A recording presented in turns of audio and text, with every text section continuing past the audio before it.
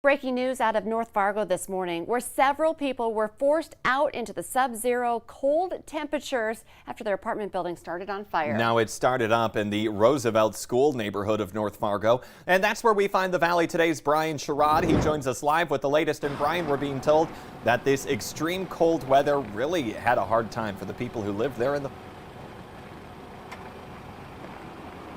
Well, good morning, Jordan and Lisa, and that's exactly right. I mean, with it being in the sub-zero temperatures like it is right now and not being able to have much time to grab your stuff, it's going to make it a lot harder for you to be able to, go ahead and leave out in this cold weather. But like we were mentioning, the call came in around 9:45 last night, and they're letting you know that was because of this fire that happened in the basement, but they were able to prevent it from the upper levels. It only took them 15 minutes to put the fire out. Now, like you just mentioned, we were able to ask the same thing with the battalion chief, and he was saying that usually it is challenging, but today it managed to turn out fine. So there were no injuries to report at this time. The battalion chief says they are still investigating the cause of the fire and the damage caused. He does confirm that the fire did start in the basement, also confirms 10 to 12 people was displaced for the night. Now, MatBus provided a vehicle for people living in the building to stay warm.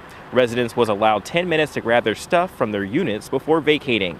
The American Red Cross volunteers connected with 5 adults that were impacted, provided comfort and essential items like food, clothing, shelter, and medications. Now, all gas and utilities with this apartment building behind me has been turned off until further notice. And again, I want to let you know that the cause of this fire and also the damage cost to this apartment building are unknown at this time.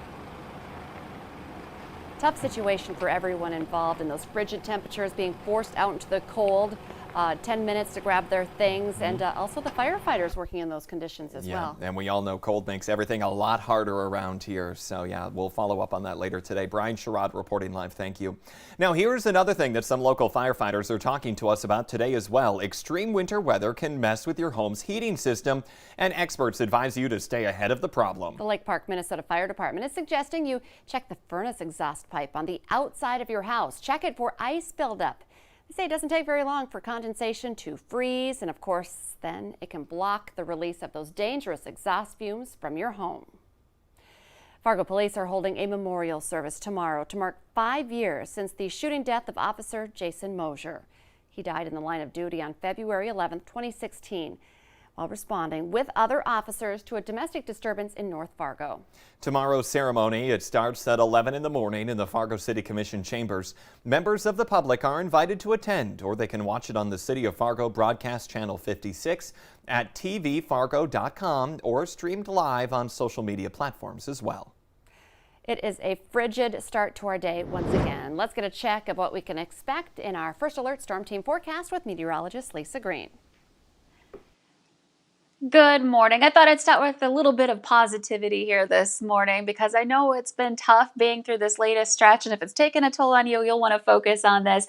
How around this time, close to that 7 o'clock hour, is going to look in the coming days here. It's already starting to brighten up a little bit because our sunrise now is more into the 7 o'clock hour, 7:39 today. Let's look at a month from now. It's going to look a lot brighter. In fact, sunrise almost about 50 minutes here earlier a month from now. So we're really gaining a lot of daylight, again, about 3 minutes a day at this point in time. And we'll have daylight saving time start in March. So that kind of shifts the sunrise and sunset time. So we'll kind of be in that 6 a.m. range here in the next couple of months as we head into April. And then by the time we're looking at 3 months ahead, a very early sunrise. It's 5:58. So it'll be nice and bright around this time. So we're gaining daylight, something to look forward to as we're stuck in this frigid weather. We're looking at some temperatures right now into the teens, even some 20s below zero. It's 21 in Baudette, 20 in Langdon, 20 below, I should say, in Langdon, 13 below in Fargo, and 15 below in Grand Forks. And your wind chills, this is brutal. Definitely want to make sure we're still putting on all the layers here as we're stepping out this morning. 31 below in Fargo, a wind chill of 35 below in Grand Forks, and 44 below in Langdon. So we still have those wind chill alerts in effect all the way through Sunday, with wind chills that will continue to be at times into that 30 to 50 below range. Some of the worst times for that to be is into the late night and early morning hours when our temperatures themselves are low. And radar and satellite looking quiet. We've got some sunshine here, looking at that ice storm starting to ramp up down into the mid-Mississippi River Valley and the Kentucky area. We will avoid that kind of weather at least, but it's cold and dry.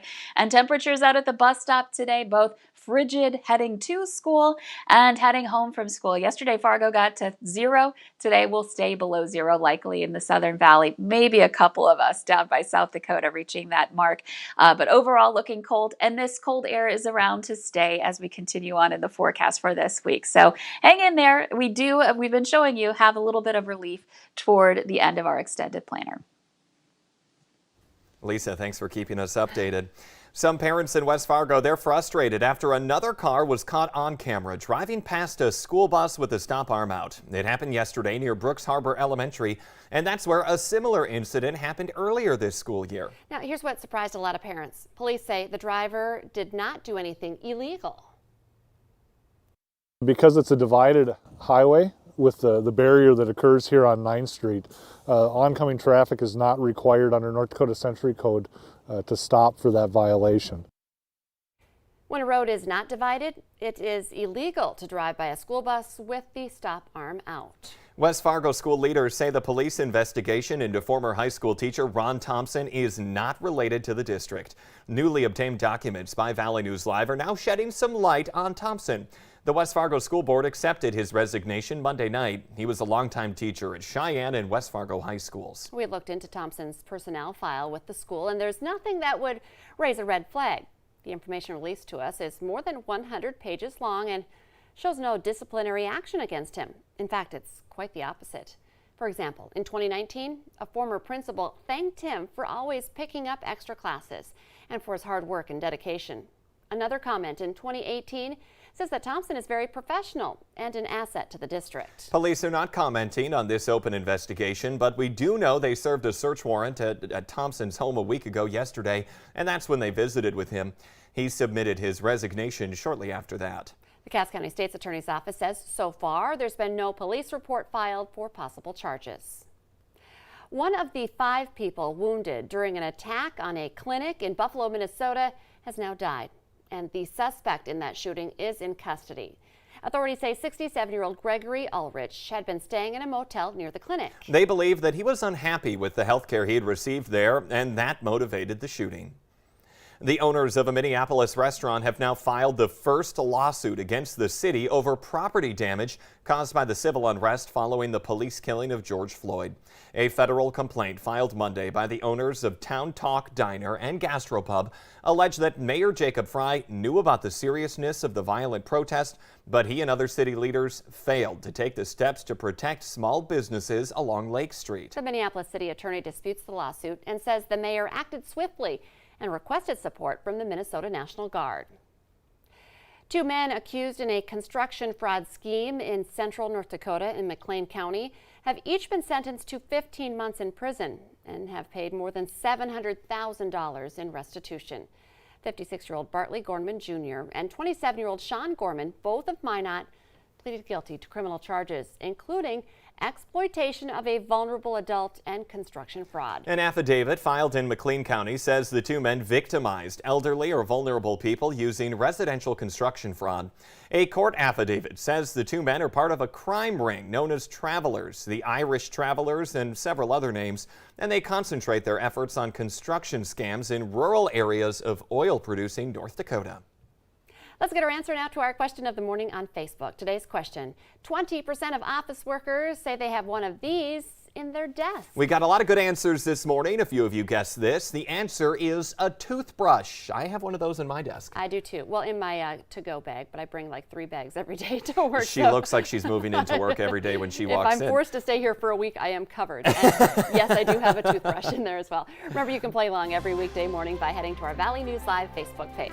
The Today Show and CBS This Morning are just about to start, but the Valley Today rolls on. We have more live up-to-the-minute news and weather coming up right now on the Fargo CW. Stay safe and stay warm, everyone.